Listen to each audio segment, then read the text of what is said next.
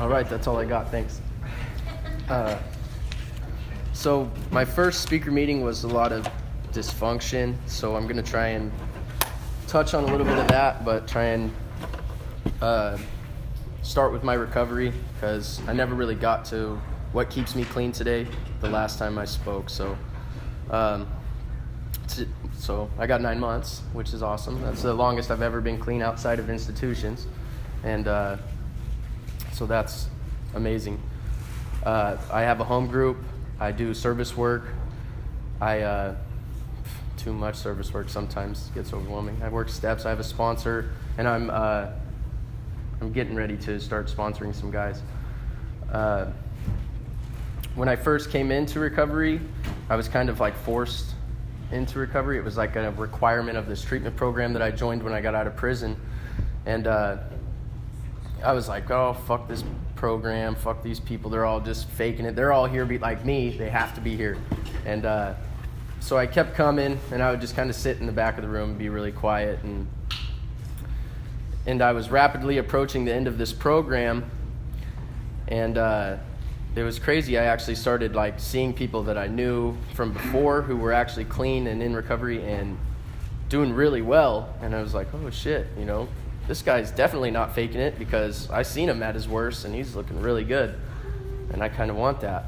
And so I kept coming around, and the program ended, and for like 2 weeks I didn't go to any meetings. I was like, not really feeling it, was my excuse. And one day one of my buddies at my house was like, hey, are you going to the meeting tonight? And I'm like, oh no, I'm busy. And he's like, well, you're a fucking punk if you don't. And I'm like, I guess I'm going, because I'm not a punk. So we show up at the meeting, and one of my childhood friends was actually at the meeting, and it was pretty good, because last time I seen that guy, he looked like he was gonna die.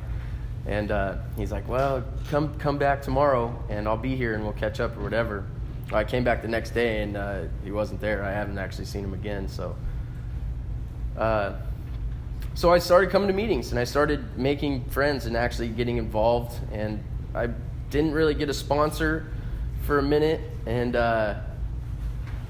because I was honestly scared. I was afraid to work the steps. I wasn't sure what I would stir up that I didn't want to deal with in doing that. So when I did finally find a sponsor, I tried to make sure that I found a dysfunctional sponsor, one that would kind of co-sign my bullshit and would let me do the steps as I wanted to do them, not as I was suggested to do them. And I did that for a while. And I had that look good, or I thought I did. I didn't.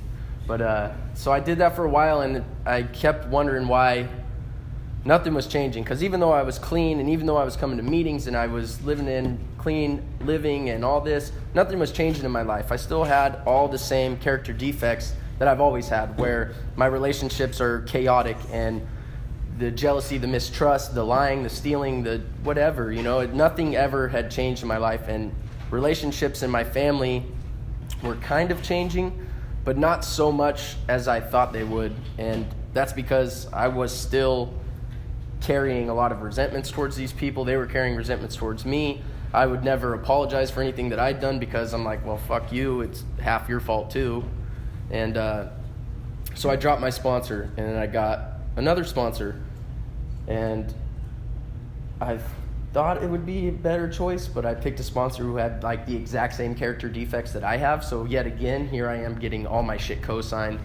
And so it went a little bit better, but I still wasn't getting any relief, and I had never made it past the fourth step. I would get to the fourth step, and I would stop. I would find any reason that I could that we're not working out. This isn't working out, or I'm too busy. I don't have time to do this shit. And so I would sit on it and sit on it and sit on it. And finally, I was like, something's got to fucking change. So I get a hold of my sponsor, and I tell him, hey, my recovery's got to change, because nothing's working for me right now. I feel really stagnant. So I dropped him, and then I went way outside of my comfort level and got a sponsor who I see doing really big things, who I see working with a lot of people, who I see really involved, but he's not my friend. And he doesn't act the way that I act, you know. It's like something different, a different change of pace. And I've seen a lot of the things that I want and the characteristics that I want in this individual. And so I asked him to be my sponsor. And right there, I told him, he's like, how many steps have you done? I'm like, well, I've never made it past the 4th step. And he's like, all right. So right there, we did 1, 2, and 3. Boom. Okay, you're on your 4th step. No fucking excuses. Get it done. And he tells me, this is what I want you to do. We'll make it really easy. I want you to read the 4th step, highlight everything that sticks out to you, and then I want you to write about it. So he asked me to get the How and Why book. Well, my dumb ass goes in and I buy the green and gold book, but it's the step working guide. And so I start doing all that, like 60 fucking questions. And I'm like, he's like, dude, why haven't you called me? And I'm like, listen, man, I'm on like question 30. This shit is killing me. And he's like, what the fuck are you doing? You're working out the flat book. I'm like, oh, fuck. I could have skipped all this shit. So I stuck it out, and I'm still doing it, but I'm really close to being done now. And, you know, as much fear I had around it, there's a lot of relief around it, and I'm really looking forward to sharing my 4th step with him and like getting that shit out and getting over it. And they say that it's really hard, and it is when you're first putting it on paper. It's uneasy to like admit that shit and put it on paper, knowing that you have to share all your bullshit with someone else.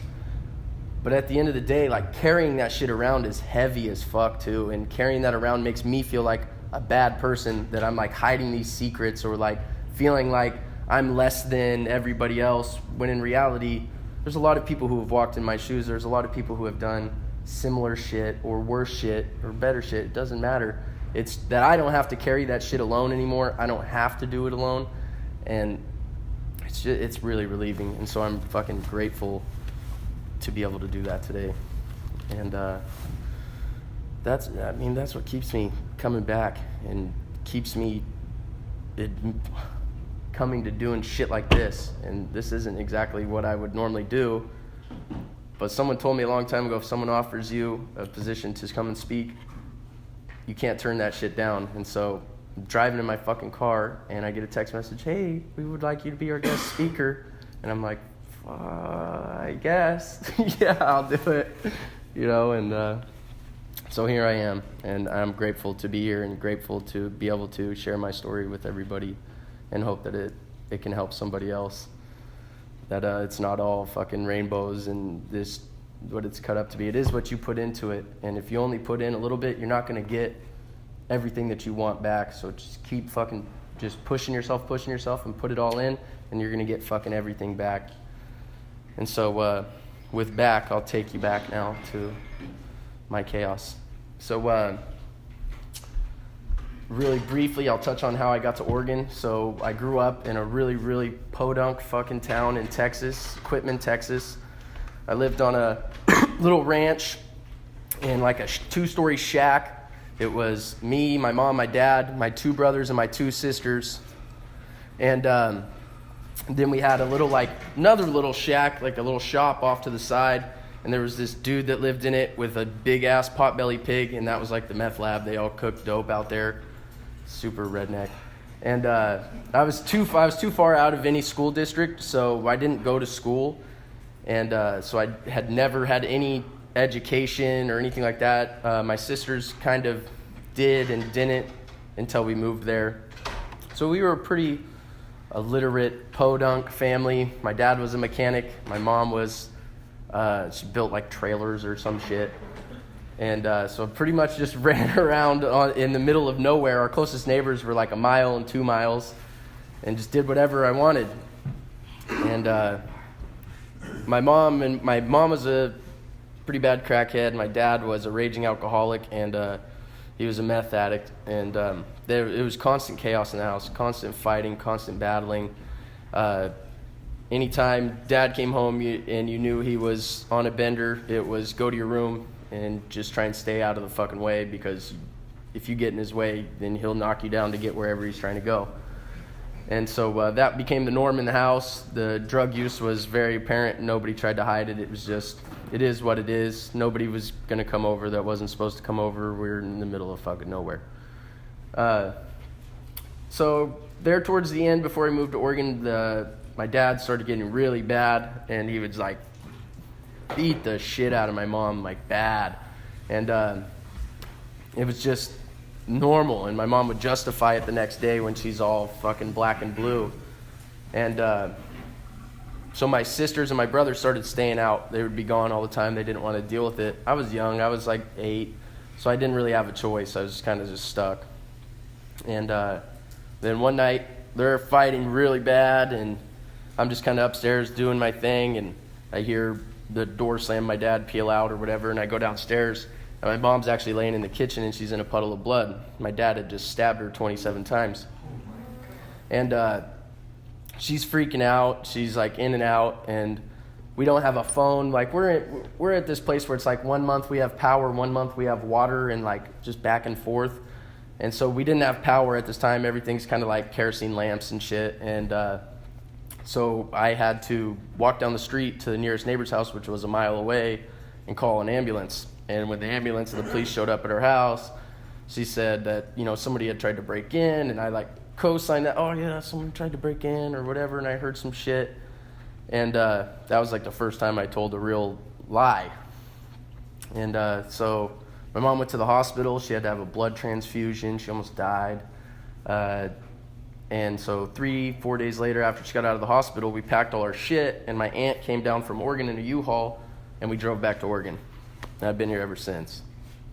We moved to Silverton with my aunt and my uncle there, and they were medical marijuana people. They had like 50 plants. They grew for a bunch of people.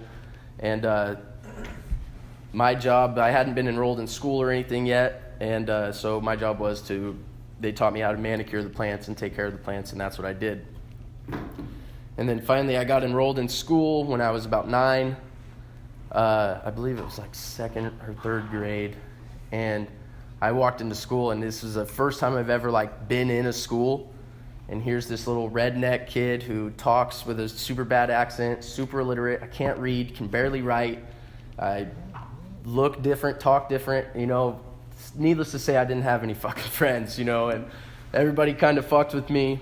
And so I got in a lot of fights. I mean, I grew up with my 2 brothers, and they were always fucking fighting with me or whatever. So I just got in a lot of fights. So I started getting kicked out of the schools. And my mom was still struggling with her addiction. And so her answer was, well, fuck it, take them out of school. So right back out of school. Well, my mom and my aunt and all them were using drugs together. And apparently something happened. I don't know. We got kicked out of there. And so my mom drove me down to Medford and dropped me off there with my aunt and my uncle. I stayed down there, and they're like very, very religious people. And I'd never had religion in my life before. And these people wanted me to like wake up every day and recite the 10 Commandments and like all this stuff. I couldn't watch like TV because there's stealing and lying and all this stuff on TV. So I'm like, I just rebelled, like, fuck you people, it's crazy, and they're calling my mom all the time. She won't answer. They're like, you need to come get your kid, get him out of here. And so I was down there for like 3 months, and then my mom showed up, picked me up, and was like, okay, you're coming back with me. So we moved back to Silverton again, and she had some new boyfriend. I was probably 10 now, maybe going on 11, and she had some new boyfriend. He was a raging alcoholic, and he was definitely a meth addict too, and right back into dysfunction, still barely in school, like here and there, and her boyfriend couldn't stand me. He was really violent, and instead of beating my mom up, he would just beat me up a lot. And so I started hanging out with my friend a lot. I started basically living at his house. Well, his dad ended up dying of liver failure from being an alcoholic, so I didn't have anywhere to go. I tried to go back to my mom's house, and her and her boyfriend were fighting or whatever, and she's like, I just can't have you here anymore. You can't be here. So she sent me to live with my other aunt up in Portland. And I lived up there with my aunt for a while. I had gotten to school. I started doing like speech therapy and trying to become educated, trying to, be normal, if you will. And that worked out for a while. And then my aunt had a lot of medical issues, and she sent me back down to Silverton again. So in Silverton, my mom still didn't want to deal with me, and I was going to Parish Middle School here in Salem, and I'd met this kid down there or whatever, and he was pretty cool. And he was like, well, you can come stay with me or whatever. He was a foster kid. And so whatever, I was like, I don't know, I'd have to see what's up. Well, my mom hears about it, and she goes straight to this dude's house. I've never even been there. Talks to him and is like, hey, can my son move in with you? And so here I am with my duffel bag of shit, and I move in with this dude. And it was really, really weird, and I've never actually shared this with anybody, or I have, my sponsor, but it was just a really weird house. The guy was really weird. He was morbidly obese. The doors had like locks on them, but they were like double keyed. There was no like twist, only keys only. It was really weird. And I remember I was like, the kid was weird. He would we're like teenagers, and he would sit on this dude's lap like every morning and like tell him about what he's gonna do. It was super weird. And I was there for like a week, and then I was like sick at school. I wasn't even sick. I just didn't want to fucking be at school. And so they sent me home, and I get to this dude's house, and he's like, hey, what's going on? And I'm like, oh man, I'm just not feeling too good. And he's like, all right, lay on the couch. And so I lay down, and he comes over, and he tries to like fucking pull my pants off, dude. And I'm like, whoa, what the fuck? And he's like, oh, you're good. And then I just lost my shit, and I fucking started trying to beat this dude up. But he's like 400 pounds. So I try and get away from him. The fucking door's locked, and I don't have a key. So so I fucking run upstairs, and I go out the bathroom window, and I jump off the roof or whatever, and I just started running. And I didn't really know a lot of people in Salem, and I was like 13 at the time. So I just kind of walked around, and I was afraid to go to school because I was afraid that this dude would come and find me at the school. I didn't want to get a hold of my mom because I figured she wouldn't really give a fuck. So I just kind of was homeless for like a good week or two, just kind of walking around in Salem. I would sleep on the benches at the park. I would hang out at Bush Park a lot. There was like a kid over there on Berry Street. I'd like hang out with him during the day until he had to go in. Then I would kind of pass out at the park, and he'd get me food and shit like that from his house. And so eventually I decided to go back to school. And I went back to school, and as soon as I get there, they like pull me in the office, and all these sheriffs show up and shit, and they're like, hey, what happened at this guy's house? And I'm like, oh, nothing. He was trying to be weird, and I left. And they're like, well, this guy is like a serial rapist, and this kid that's your friend was actually abducted from Idaho, and he's been living with these people for years. And I'm like, holy shit, And so that day, they had my mom come and pick me up. She acted like nothing ever happened, never spoke about it. I tried to talk about it. She didn't want to hear anything about it. Just that, so went back to Silverton again. That lasted about 3 weeks, and she sent me back up to Portland. So I went up to Portland, and this time I didn't go back to school. I just said fuck it, and I just started running the streets, and I started hanging out with a bunch of like gang members and just a lot of older people, a lot older than me. And I was just getting into a lot of trouble, a lot of getting arrested, and my aunt happened to come pick me up, and she has a lot of medical issues. And so this went on for about a year, and she's like, I can't handle it anymore. You need to go live with your mom. So I told her, I called my mom, I packed all my shit, and I actually stole $200 from my aunt and went and bought a tent and a sleeping bag, and I was homeless up in Portland for about 6 months.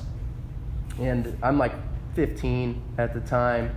I was living underneath the Hawthorne Bridge in the industrial area. I had moseyed around downtown and just kind of doing whatever I could. I did a lot of side jobs out there and just tried to stay busy and take care of myself. And it just didn't work out. But all in this time, I was like really avid in skateboarding. I got a sponsorship through Exit Real World, and I was just really trying to grind on that, and they would pay me, like they would give me boards and clothes and all this stuff, and I could sell all that stuff and make a little bit of money. Well, I shattered my leg and was out of commission. I completely done. And they wanted to do surgery and all this. They had me in a cast, and so now I was kind of fucked. My mom was at the hospital. She brought me back home, and they gave me 2 big-ass bottles of Percocet, or Oxys and these other little pills or whatever. And so my mom sure as shit helped me gobble those the fuck up. And as soon as they were about out, way early, I had 120 of them. They were gone in like 2 weeks, and I'm in like excruciating pain. She calls the hospital or the doctors and is like, oh, our car got broke into and all his meds got stolen. So they gave me some more. And those didn't last very long either. And as soon as those were gone, she's still dating this tweaker dude. And as soon as those are gone, I'm fucked. You know, I created this habit because she would feed them to me just as much as she was feeding them to herself. And I'm 15 and just fucked up. And so I run out of pills. She's feeding me Valium or anything, trying to keep me out of detox. And her boyfriend's like, hey, well, you know, I can help you out with something that'll make you better. And he introduces me to this guy. And that's the first time that I did heroin. And so I started getting high on heroin. And my mom, she knew about it, but she didn't, you know, she played blind eye, like, I don't know what's going on. And it was only a matter of about 7 months before I overdosed for the first time. So I was doing heroin through the whole time I was in a cast. I had to relearn how to walk, and I had to have like this fiberglass casting on, and they would give me notches every week until I had full mobility back in my leg.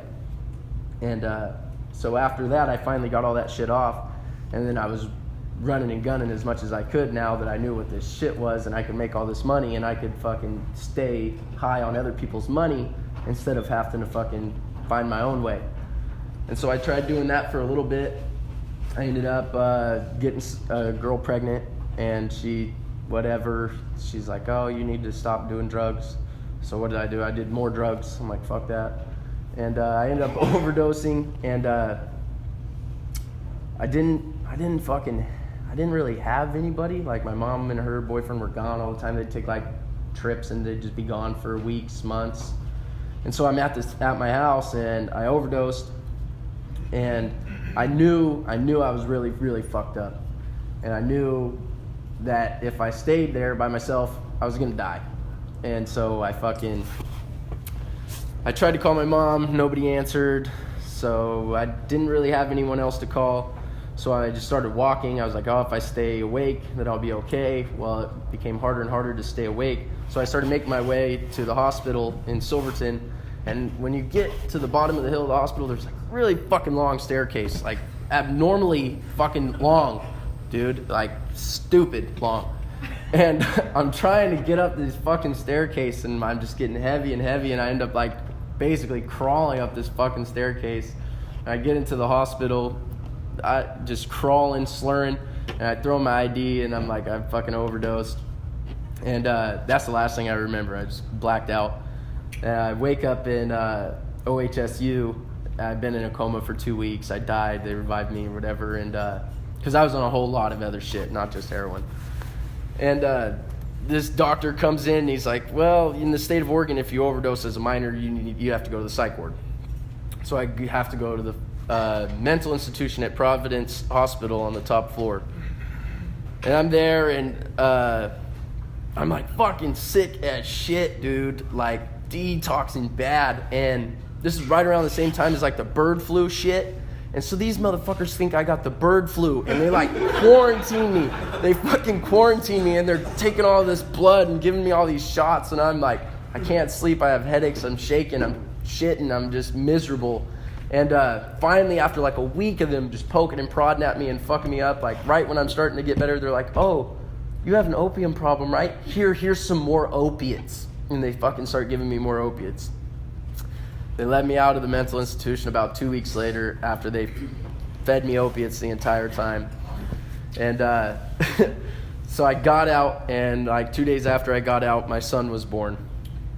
And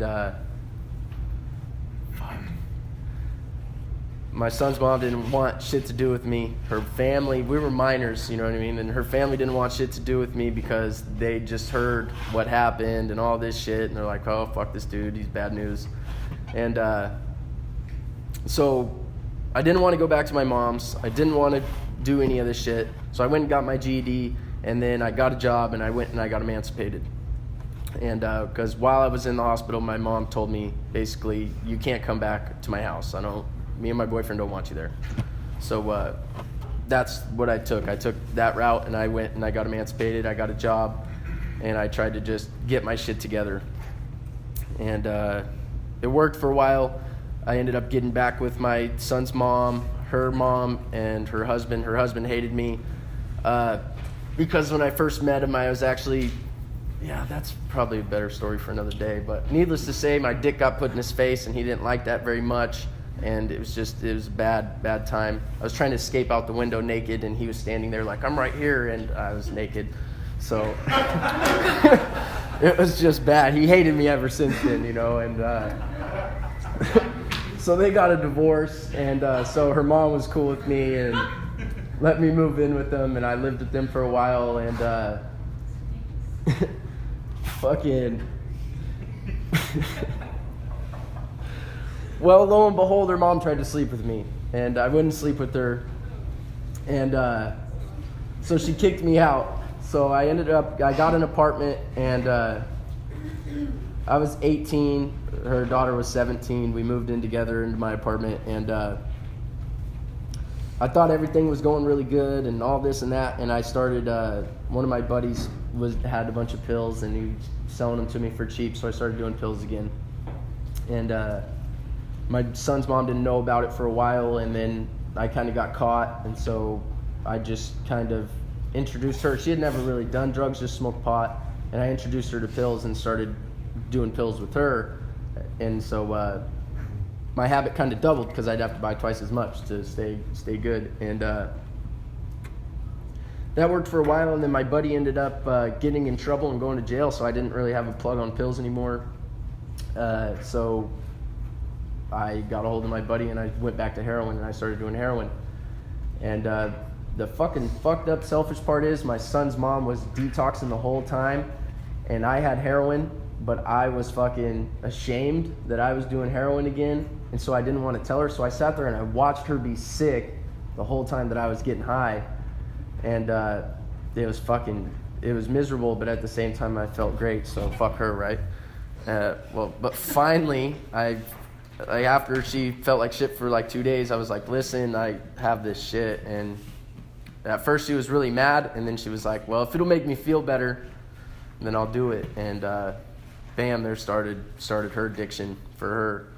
And so that went on for a while, and that created an immense amount of chaos in my life. Like constant, it turned exactly into how my mom and my dad were, just constant fighting. I'd be gone for however long, and I'd just show up, back up, and act like everything was cool, and she'd be fucking losing her shit on me. And it went like that for about a year, and finally, I guess she just couldn't take it anymore, and our fights kept getting worse and worse, and physical, and then finally she stabbed me, and I fucking got out of there, and I haven't talked to her since. And unfortunately for her, like when we went our separate ways, I got custody of my son, and unfortunately for her addiction continued to progress, and mine did too. But I'm here today, and she's still out there, which is the sad truth. And so I got custody of my son. I tried to get my life together. I met this other girl, and we got together. She was married, and come to find out she was pregnant, and wasn't really sure if it was like my kid or his kid. The baby was born, and we never did paternity. I didn't really want to know that the kid wasn't mine or was mine, and the baby ended up dying of SIDS just a few short months after that, and this girl helped me get clean, We stayed clean for a while, and then as soon as Chloe passed away, it was right back at it. We both started our addiction again. And in the midst of that addiction, I had gotten another girl pregnant, and me and the other girl the daughter had passed away, we kind of went our separate ways, and then would meet back, and then go our separate ways and meet back. And then my daughter was born on March 9th of 2015, and 12 days later, I fucking was super high. I'd been up for like 3 weeks, and I thought it would be a really good idea to go pull a lick or whatever the fuck I was thinking. I don't know. I was blacked out. I ended up robbing a really good friend of mine, and I stole basically everything they had, including their car. And then I got into a high-speed chase with the Silverton Police Department, crashed into a couple houses. They tried to pit maneuver me, and they kind of pitted themselves into a ditch and totaled their brand new Charger, which was $64,000 if anyone wants to know how much those cost. Yeah. And so I went to jail, and I wake up the next day, and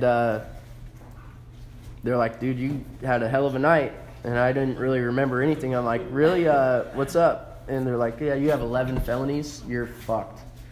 So there was that. And so I stayed, and I tried to fight shit that I couldn't fight. There was a lot of witnesses and a lot of people who see me do everything that I did, which honestly is a blessing in disguise, you know. And so there I went off on my way to prison for the second time. Oh yeah, I left out the first time I went to prison. I'll back up for a second. So after me and my son's mom got together, and we were really dysfunctional, we were caught in our addiction, and my sister was actually taking care of our son a lot when we were really fucked and bad in our addiction, because we just weren't very good parents down to it, you know. And so she was taking care of our kid a lot, and my girlfriend had done something, whatever, tried to do something with my cousin or whatever. So I went to my cousin's house, and I beat him up with a baseball bat. And my brother-in-law, my sister's husband, showed up right after I beat him up with a baseball bat and seen how bad he was beat up, and he pulled a gun on me. And he was saying he was going to shoot me. And mind you, he's a midget, so he's like really short, literally a midget. And so I'm like, whatever, I don't want any fucking problems, da-da-da. And he was just being really aggressive. Well, I ended up trying to get the gun from him, and I stabbed him. And I actually like ruptured his spleen when I stabbed him. And it was pretty bad. He had to have surgery and everything. And I was actually, when I first got arrested for that, I was looking at a measure case. And the only reason that I beat the measure is because he had pulled a gun on me. And so the way that it all fell is I ended up getting an assault 2 without the measure. And I ended up doing 18 months for that. I only did 13 on that. I got to do some stupid fucking summit program bullshit, boot camp. I got kicked out of the boot camp, and then they let me come back, and then I got out early. And then that's when I came back out, and I got with the girl who was married, and blah, blah, blah, blah, blah. And so I got back into the shit, and then that's when I went to prison this time. And while I was in prison, the first time I basically, I was hanging out with a bunch of people who were gang members and all this shit, and I was doing all that shit same shit I was doing up in Portland as a kid. And then when I went back to prison this time, I did the same shit all over again. And I was running with the wrong people, fucking constantly in trouble in prison. I was fucking getting into fights, getting caught tattooing left and fucking right. I was getting high like crazy, putting my daughter's mom in a really bad position, like making her bring me drugs into prison through my visits with my child there. And that's how I would get it, which is super fucked up. And so I ended up not doing anything with my time but sitting in the hole. and I kept just going to the hole, and I did my last 7 months in IMU. And then it was in that 7 months that I sat there in DSU that I realized, nobody fucking wrote me, nobody fucking got a hold of me. I'd get the phone every night, but I really had nobody to call. I didn't have shit. I didn't have anybody. Didn't have no fucking money on my books. I didn't have none of the homeboys writing me. I didn't have shit. And it was in that moment that I realized when I fucking get out this time, something's got to fucking be different. You know what I mean? If something is not different, then what the fuck am I going to do? Because I have 3 years over my head right now on a suspended sentence, and I don't fucking want to go back to prison for 3 more years. And if I go back, I go right back to fucking IMU. And I'm not looking forward to that, so I'm just not going to do it. And so I got out of prison on March 31st of last year. And the first thing I did is I went to the parole office and I talked to Anna Whitlock, and I got into the SOAR program. And I was clean for about 8 months when I fucking started that program. And I didn't finish that program clean. And but that program is what got me into recovery. And I remember being in the program, and they were talking about, like I said, everybody was just fucked up in the program, dude. I was the only person come in from prison. Everybody else is off the streets, so everybody's really struggling with their addiction and like nodding out, getting fucked up. And I remember the counselor came in one day, and she was like, listen, if you guys are using hard drugs, like, we have a problem with that. But if you guys are just like smoking weed or whatever, it's not that big of a deal. So I'm like, sweet, co-signed, boom, I got high that day. I was like, fuck yeah.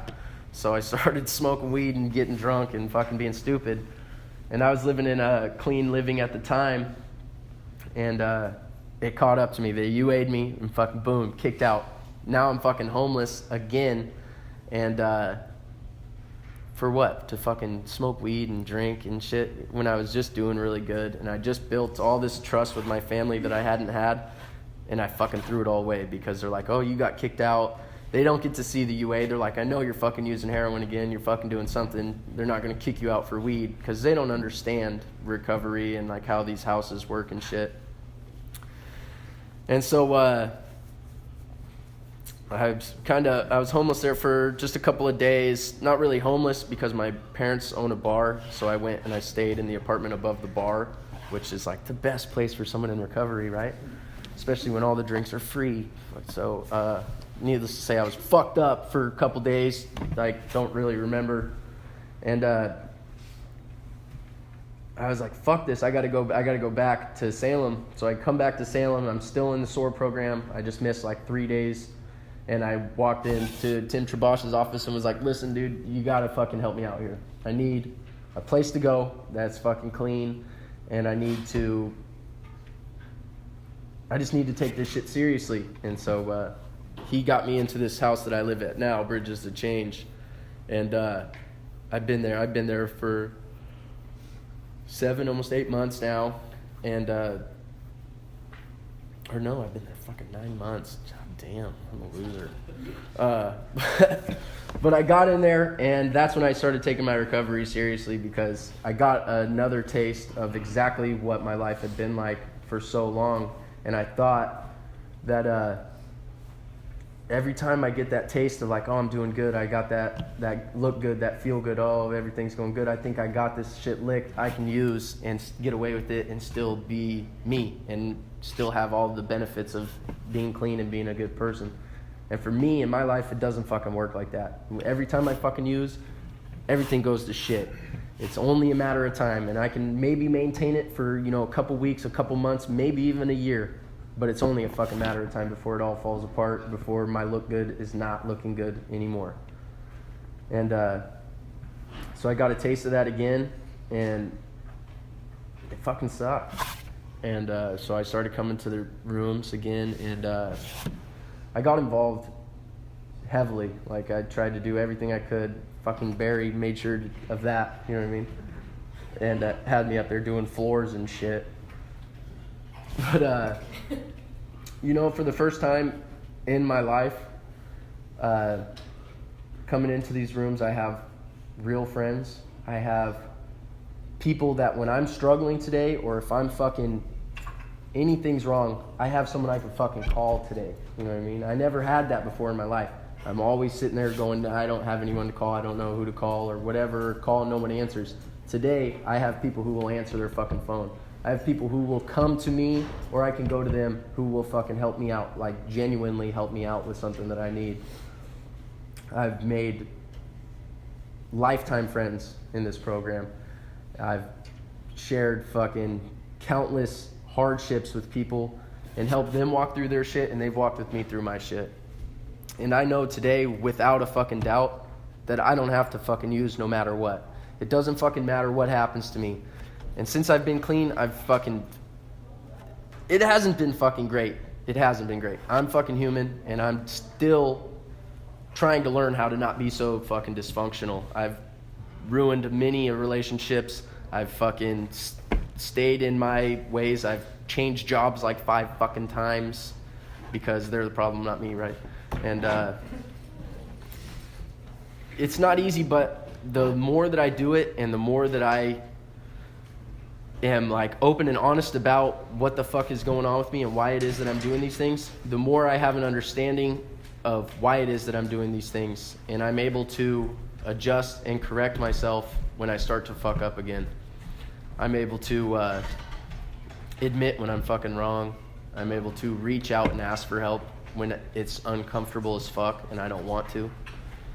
And I'm blessed to be able to do things like this, as dysfunctional as it may all seem sometimes. But I don't know, I'm fucking grateful for recovery. I don't know, I'm blessed and honored to be a part of this and to be able to share with you guys and to be able to see people who at one point in time maybe I wasn't exactly sure that they were going to make it, and fucking here they are doing awesome, you know what I mean? And that's what it's all about, is carrying the message to the addict who still suffers. And just because you don't have to be an addict who's still using to be an addict who still suffers, you know. And that's something that I'm learning today, is as addicts we all still struggle a lot, and it's up to us to help each other through that shit. And if someone reaches out, we gotta fucking help them out, you know. Don't just turn the other way because you're busy or you're whatever. Our recovery is based on us, but at the same time, my recovery isn't anything without other people to share that with, without other people to help me. So with that, I'll take another 24. And